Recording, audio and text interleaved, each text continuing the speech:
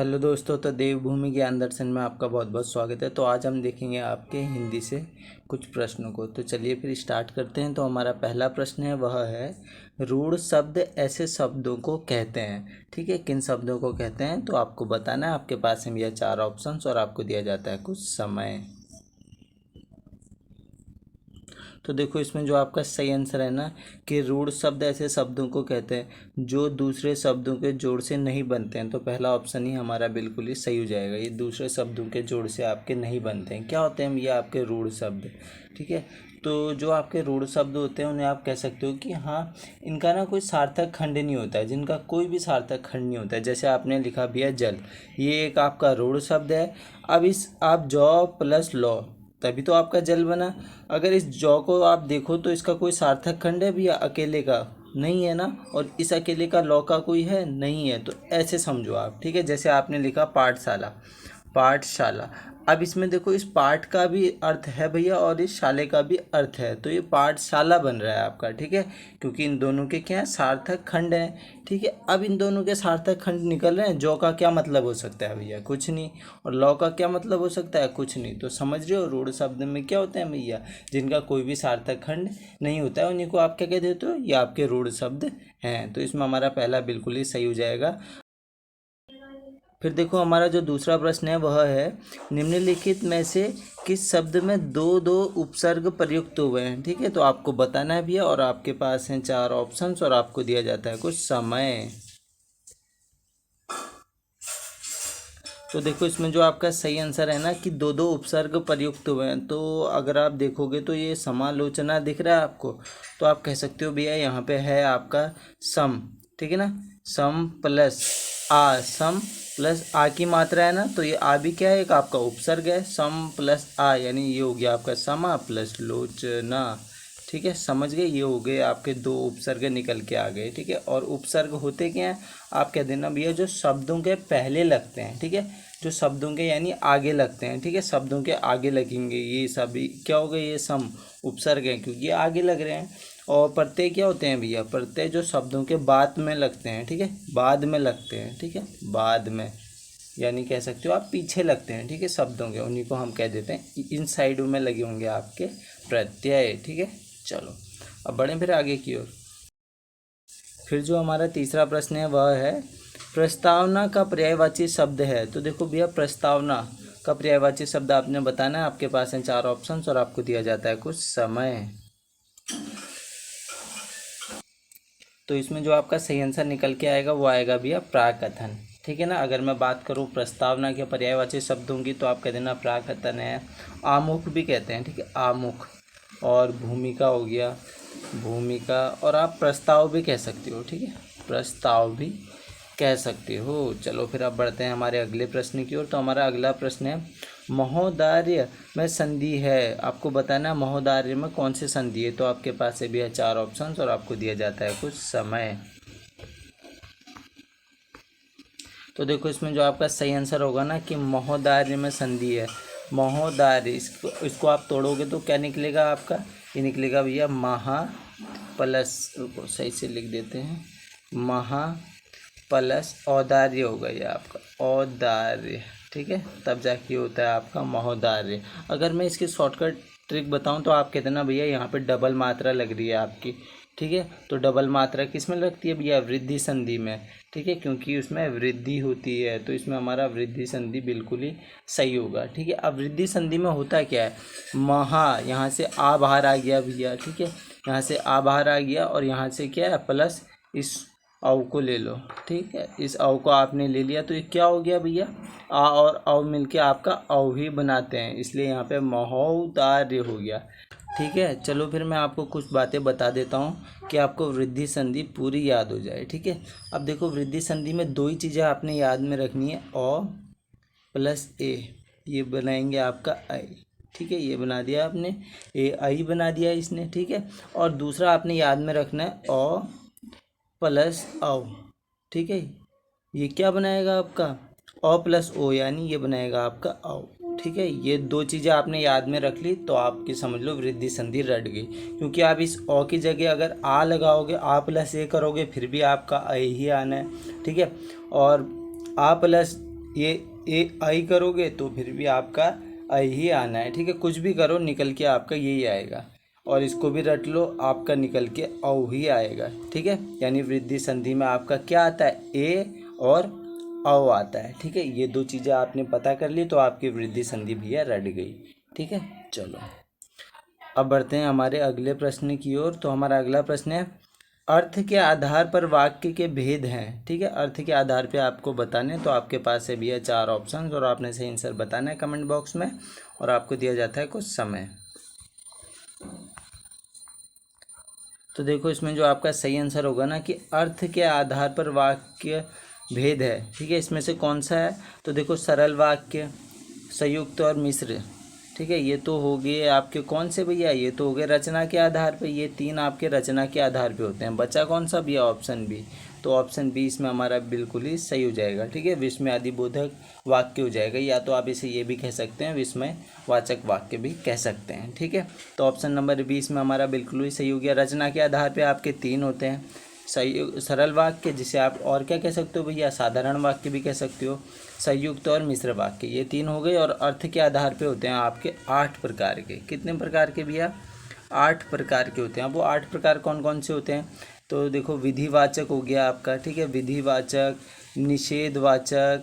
निषेधवाचक हो गया, आज्ञावाचक हो गया आपका, और ये आपका विस्मयवाचक हो गया, ठीक है। और संदेहवाचक हो गया, और इच्छावाचक हो गया, संकेतवाचक हो गया, और आपका प्रश्नवाचक हो गया। ये सभी आपके क्या हैं भैया, अर्थ के आधार पे जो है वाक्य के प्रकार हैं, ठीक है। चलो फिर अब बढ़ते हैं हमारे अगले प्रश्न की ओर। तो हमारा छठा प्रश्न है, विसर्ग का प्रयोग होता है। तो आपके पास हैं भैया 4 ऑप्शंस और आपने सही आंसर बताना है कमेंट बॉक्स में, और आपको दिया जाता है कुछ समय। तो देखो इसमें जो आपका सही आंसर होगा ना, विसर्ग के आधार पे, यानी ये होता है आपका विसर्ग, ठीक है। लग गया आपका विसर्ग। तो आप सभी को पता है विसर्ग अधिकतर हम किन शब्दों में यूज़ करते हैं, संस्कृत के शब्दों में यूज़ करते हैं ना। तो आप क्या कहोगे भैया, संस्कृत के शब्द यानी तत्सम शब्द, ठीक है। तत्सम शब्दों में यूज़ होगा आपका विसर्ग, ठीक है ना। क्योंकि तत्सम शब्द क्या होते हैं भैया, आपके शुद्ध होते हैं, यानी आप कह सकते हो जो संस्कृत के शब्द होते हैं उन्हीं को हम क्या कह देते हैं भैया, ये आपके तत्सम शब्द हैं। और ये तद्भव भी लिखा है आपका नीचे, ठीक है। तो ये तद्भव शब्द क्या होते हैं भैया, तद्भव शब्द यानी जो संस्कृत से परिवर्तन होकर आपके आए, परिवर्तित हो गए होते हैं, ठीक है। यानी हमने उसमें कलाकारी दिखा दी है भैया। जैसे अगर मैं बात करूँ आपके, एक तत्सम शब्द ले लो आप, ठीक है। आपने ले लिया हस्त, ठीक है। अब इस हस्त को आप तद्भव में क्या कहते हो, हस्त को कहते हो हाथ, ठीक है। तो ये हस्त आपका शुद्ध शब्द है, यानी ये आपका तत्सम शब्द है, और तद्भव हाथ हो गया आपका, ठीक है। यानी अशुद्ध कह सकते हो आप। चलो आशा करता हूँ आप समझे होगे। अब बढ़ते हैं हमारे अगले प्रश्न की ओर। तो हमारा 7वां प्रश्न है, सूरदास किस काल के कवि थे, ठीक है। तो आपके पास हैं भैया 4 ऑप्शंस और आपने सही आंसर बताना है कमेंट बॉक्स में, और आपको दिया जाता है कुछ समय। तो देखो इसमें जो आपका सही आंसर है ना कि सूरदास जी किस काल के कवि थे, वो थे आपके भक्ति काल के कवि। अगर मैं बात करूं भक्ति काल की, तो आप कह देना ना, भक्ति काल को क्या कहा जाता है भैया, हिंदी साहित्य का स्वर्ण काल कहा जाता है, ठीक है ना। हिंदी साहित्य का स्वर्ण काल कहा जाता है, स्वर्ण काल कहा जाता है। इतना भी आपने ध्यान में रखना है। चलो मैं आपको सभी बता देता हूँ, ठीक है ना। क्यों, कितने काल होते हैं आपके, आप कह सकते हो 4 काल होते हैं, ठीक है। पहला लिख लो आदिकाल, ठीक है। पहला क्या होता है, आदिकाल। आदिकाल किसे कहते हो आप, जो 8वीं शताब्दी से 14वीं शताब्दी तक है उसी को हम कह देते हैं आदिकाल। और आदिकाल के अगर मैं कवियों की बात करूँ तो आप कह देना कि उसमें आ जाते हैं जैसे अमीर खुसरो हो गए, ठीक है ना। अमीर खुसरो, दामोदर शर्मा जी और आपके विद्यापति जी, ठीक है। विद्यापति जी भी आते हैं आदिकाल में, ठीक है। फिर आदिकाल के बाद क्या आता है भैया, आदिकाल के बाद आता है आपका भक्ति काल, ठीक है। भक्ति काल। अब भक्ति काल क्या होगा भैया, जो आदिकाल के बाद का युग होगा उसी को हम भक्ति काल कह देंगे। हिंदी साहित्य का स्वर्ण काल कहा जाता है। इसमें देखो, इसमें आते हैं कबीर जी, ठीक है। अब इसमें बहुत बड़े बड़े नाम हैं, ठीक है। कबीर जी, रामानंद जी, ठीक है। नामदेव जी, तुलसीदास जी, ठीक है। तुलसीदास जी आ गए। फिर सूरदास सूरदास जी और मीराबाई जी, मीराबाई जी, ठीक है, रहीम जी, ठीक है, रहीम जी और भी हैं आपके, ठीक है। चलो अब बढ़ते हैं आगे की ओर। फिर इसके बाद क्या आता है भैया, भक्ति काल के बाद आता है आपका रीतिकाल, ठीक है, रीतिकाल। अब रीतिकाल में कौन कौन से आ जाएंगे आपके, जैसे मतीराम जी हो गए, मतीराम जी हो गए, केशव दास जी हो गए, केशव दास जी हो गए आपके, ठीक है। और फिर इसके बाद क्या आ जाता है भैया, आधुनिक काल, ठीक है। रीतिकाल के बाद से अभी तक जो चल रहा है आपका वो क्या है, आधुनिक काल, आधुनिक काल हो जाएगा वो आपका, ठीक है। और आधुनिक काल में कौन कौन आते हैं भैया, बहुत नाम है, जैसे मैथिली शरण गुप्त जी हो गए, ठीक है, मैथिली शरण गुप्त जी हो गए आपके, जयशंकर प्रसाद जी हो गए, जयशंकर प्रसाद जी हो गए, महादेवी वर्मा जी हो गए, महादेवी वर्मा जी हो गए, सुमित्रा नंदन पंत जी हो गए, सूर्यकांत त्रिपाठी निराला जी हो गए, ठीक है। तो बहुत से नाम हैं। चलो फिर अब बढ़ते हैं आगे की ओर। फिर जो हमारा 8वां प्रश्न है वह है, चराना में मूल क्रिया है, ठीक है। तो आपको बताना है और आपके पास में भी है 4 ऑप्शंस और आपको दिया जाता है कुछ समय। तो देखो इसमें जो आपका सही आंसर होगा ना कि चराना में मूल क्रिया क्या है, तो देखो पीछे ना लगा है ना, इस ना को हटा दोगे तो आप क्या हो जाएगा, मूल क्रिया बन जाएगी। तो यहाँ पे चर हमारा बिल्कुल ही सही हो जाएगा, ठीक है ना। तो देखो अगर किसी भी मूल क्रिया में आप ना जोड़ देते हो ना, वो आपकी पूरी क्रिया बन जाती है। जैसे हंस, ठीक है, ये हंस क्या है, आपकी एक मूल क्रिया है, प्लस ना कर दो तो ये क्या हो गई, आपकी क्रिया हो गई हंसना। खेल, खेल ये आपकी क्या एक मूल क्रिया है, इसके पीछे आप ना जोड़ दो तो क्या हो गया, ये खेलना हो गया, ठीक है ना। तो ये क्या हो गया आपकी मूल क्रिया। जैसे चल हो गया, चल क्या है भैया, ये आपकी एक मूल क्रिया है, ठीक है। अगर इसके आप पीछे ना लगा दोगे तो ये चलना हो जाएगा, ठीक है। समझ गए चीज़ों को। चलो फिर अब बढ़ते हैं आगे की ओर। फिर जो हमारा 9वां प्रश्न है वह है, न्यायाधीश शब्द में संधि है, ठीक है। तो न्यायाधीश शब्द में कौन सी संधि है आपको बताना और आपके पास में भी है 4 ऑप्शंस और आपको दिया जाता है कुछ समय।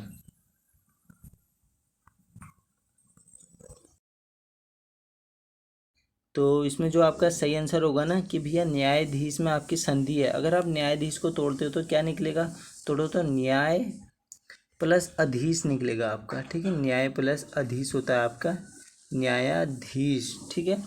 अब देखो ध्यान से समझना, यहाँ से आपका क्या निकला, न्याय अ निकला, ठीक है। और यहाँ से भी प्लस अ है, अ और अ मिलते हैं तो आपका आ बनता है भैया। इसीलिए तो यहाँ पे आ की मात्रा है, यहाँ पे न्याया हो गया ये, और हमने तोड़ा है तो यौ है हमारा। और यहाँ पे अगर हमने पूरी संधि बनाई है तो आ की मात्रा है। तो आप ऐसे भी समझ सकते थे कि आ किस में आता है भैया, आपका जो आ है ना वो आपका आता है दीर्घ संधि में। अ और अ मिलकर आ बनाते हैं, ये दीर्घ संधि में बनाते हैं।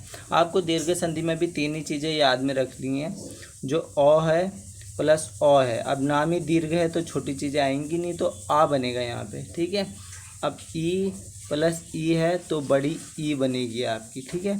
अब ऊ प्लस ऊ है तो आपका बड़ा ऊ बनेगा। अब ध्यान में देना यहाँ पे बात कि अगर इन किसी की भी जगह यहाँ पे मैं बड़ा ऊ कर दूँ फिर भी आपका बड़ा ऊ ही बनेगा। ऊ प्लस बड़ा ऊ फिर भी बड़ा ऊ, बड़ा ऊ प्लस बड़ा ऊ फिर भी बड़ा ऊ ही बनेगा। तो कुछ भी आ जाए आपके ये तीनों ही बनने हैं, ठीक है, आ ई और बड़ा ऊ, ठीक है। समझ गए चीज़ों को।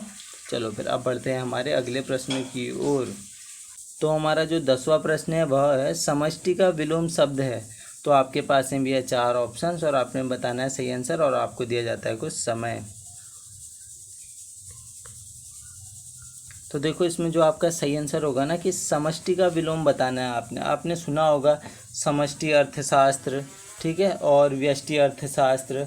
तो समष्टि का हमारा क्या होता है विलोम शब्द, वो होता है व्यष्टि, ठीक है ना। समष्टि का मतलब होता है जैसे समष्टि अर्थशास्त्र, उसमें बड़ी बड़ी चीज़ें डिस्कस होती है, यानी बड़ा कह सकते हो आप, ठीक है। और व्यष्टि अर्थशास्त्र यानी आपका छोटा, ठीक है, छोटा, बड़ा छोटा। ये समझ गए चीज़ों को। चलो फिर अब बढ़ते हैं हमारे अगले प्रश्न की ओर। तो हमारा 11वां प्रश्न है, निम्नलिखित में से किस वर्ण का उच्चारण मूर्धा द्वारा होता है। मूर्धा समझते हो ना क्या होता है, जो ऊपर का आपका कठोर तालु है, नाक के नीचे ऊपर जीभ पहुंचाओ तो नाक, वो जो बीच का भाग होता है कठोर भाग, उसी को आप क्या कहते हो, मूर्धा बोलते हो, ठीक है। ऊपर ऐसे जीभ लगाओ ऊपर को। तो आपको ये बताना और आपके पास में भी है 4 ऑप्शंस और आपको दिया जाता है कुछ समय। तो देखो इसमें जो आपका सही आंसर होगा ना, तो बोलो तो एक बार टॉ, टॉ बोलो तो देखो ऊपर जीभ लग रही है, ऊपर तालू में जो कठोर तालू है नाक के नीचे डायरेक्ट देखो ऊपर, टॉ।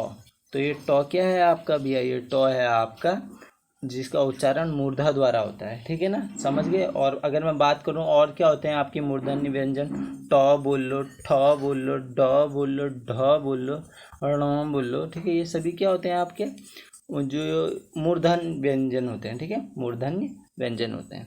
चलो फिर अब बढ़ते हैं हमारे अगले प्रश्न की ओर। तो हमारा अगला प्रश्न है, निम्न में से उच्छिप्त व्यंजन है, उच्छिप्त व्यंजन आपने बताना है, ठीक है ना। तो देखो उच्छिप्त व्यंजन, तो आपके पास है भैया 4 ऑप्शंस और आपने सही आंसर बताना है कमेंट बॉक्स में, और आपको दिया जाता है कुछ समय, ठीक है। इसको कर लेना ऐसे, ठीक है, डॉ वाला ढक्कन, ठीक है, ये दो हो गया, कुछ टाइपिंग मिस्टेक हो गई है। चलो फिर, तो आपको दिया जाता है कुछ समय। तो इसमें जो आपका सही आंसर होगा ना वो है आपका ऐसे वाला आपका ड, और ये ढ से ढक्कन वाला है, ठीक है ना। चलो भैया समझ गए चीज़ें, ये दो आपके उच्छिप्त व्यंजन है। अब उच्छिप्त व्यंजन होता क्या है, मतलब आप जब भी जिन व्यंजनों का उच्चारण करते हो ना, जो ऊपर है ना आपकी जीभ के ऊपर, ठीक है ना, तो जीभ के ऊपर मूर्धा में जब अचानक से मतलब एक उठकर जीभ आपकी छूती है और फिर झटके से नीचे आती है, बोलो तो ड ढ, ढ बोलो, ढ बोलो, कैसे ऊपर टच कर रही है फिर नीचे एकदम झटके से आ रही है, तो उसी को हम क्या कह देते हैं, उच्छिप्त व्यंजन बोल देते हैं, ठीक है। चलो फिर अब बढ़ते हैं हमारे 13वें प्रश्न की ओर। तो हमारा 13वां प्रश्न है, निम्नलिखित में से विसर्ग संधि का उदाहरण है। काफ़ी आसान प्रश्न है, ठीक है। तो आपके पास है भैया 4 ऑप्शन और आपने सही आंसर बताना है कमेंट बॉक्स में, और आपको दिया जाता है कुछ समय। तो देखो इसमें जो आपका सही आंसर है, आप सभी को पता है, आपने यहाँ पे विसर्ग देख लिया, तो आप क्या कहोगे, यही आपकी विसर्ग संधि है, ठीक है ना, मनस्ताप, ठीक है, क्योंकि यहाँ पे भैया आपको साफ साफ विसर्ग लगा हुआ दिखाई दे रहा है, ठीक है, तो आपने दूसरे ऑप्शन में जाना ही नहीं है फिर, ठीक है। चलो फिर अब बढ़ते हैं हमारे अगले प्रश्न की ओर। तो हमारा जो अगला प्रश्न है वह है, आचार्य हजारी प्रसाद द्विवेदी को साहित्य अकादमी पुरस्कार किस रचना के लिए मिला था, ठीक है, साहित्य अकादमी पुरस्कार की बात हो रही है। अगर मैं आपको हिंट दे दूं कुछ समय देने से पहले, तो ये मिला था उन्हें 1973 में, ठीक है। तो आप बता सकते हैं, तो आपको दिया जाता है कुछ समय। तो देखो इसमें जो आपका सही आंसर है ना, तो 1973 में उन्हें मिला था भैया आलोक पर्व के लिए, ठीक है ना, आलोक पर्व जो उनका एक निबंध संग्रह था उसके लिए उन्हें साहित्य अकादमी पुरस्कार मिला था, ठीक है। तो इसमें आपका ऑप्शन नंबर डी हमारा बिल्कुल ही सही हो जाएगा। तो देखो अब आपका 15वां प्रश्न है और आज का ये आपका लास्ट प्रश्न भी है। वर्णातीत शब्द का अर्थ बताना है आपको, ठीक है, और इसका अर्थ आपको कमेंट बॉक्स में बताना है, ठीक है। किस में बताना है भैया, कमेंट बॉक्स में। तो आशा करता हूँ चीज़ें आपको समझ में आई होगी, और अगर इस वीडियो से ना आपको थोड़ा सा भी ज्ञान प्राप्त हुआ होगा तो आप इस वीडियो को लाइक करेंगे, शेयर करेंगे और कमेंट करेंगे। इसी आशा के साथ हम करते हैं वीडियो को यहीं पर समाप्त। चलिए, धन्यवाद।